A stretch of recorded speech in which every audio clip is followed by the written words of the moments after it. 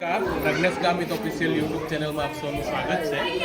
આજે 26મી જાન્યુઆરી એટલે કે પ્રજાસત્તાક દિવસ। મિત્રો, પ્રજાસત્તાક દિવસ કેમ મનાવવામાં આવે છે? આપણું બંધારણ જે છે, બંધારણ સર્વોપરી છે અને બંધારણને આજના દિવસે આપણા પ્રજા માટે અમલમાં મૂકવામાં આવ્યું હતું।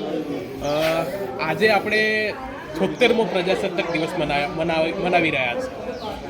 બંધારણ જે છે એ સર્વોપરી છે। બંધારણના લીધે આજે આખો આપણો જે દેશ છે, આજે આખું જે તંત્ર છે એ ચાલી રહ્યું છે અને એને યાદમાં આજે આપણે જે પ્રજાસત્તાક દિવસ જે છે એ મનાવી રહ્યા છે।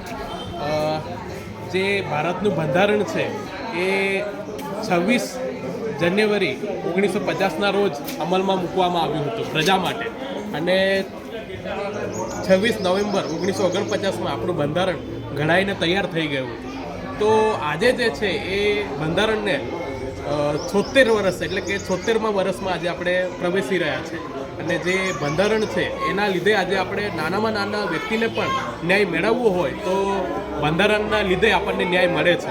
આજે આપણે બાબા સાહેબ આંબેડકરને યાદ કરીએ કે બાબા સાહેબ આંબેડકર છે જે આપણા બંધારણના ઘડવૈયા છે અને બંધારણના ઘડવૈયાના આજે આપણે યાદ કરી રહ્યા છે। બંધારણના ઘડવૈયા જે છે બાબા સાહેબ આંબેડકર, જેમણે આપણને આપણી જે વ્યવસ્થા છે એ જાળવવામાં ખૂબ મોટો ફાળો આપ્યો છે, એવા બાબા સાહેબ આંબેડકરને આજે આપણે યાદ કરીએ છીએ। એમની યાદમાં અને આજે પ્રજાને જે ધ્યાનમાં રાખીને બંધારણ અમલમાં મૂકવામાં આવ્યું છે, એટલા માટે થઈને આજે આપણે પ્રજાસત્તાક દિવસ મનાવી રહ્યા છે।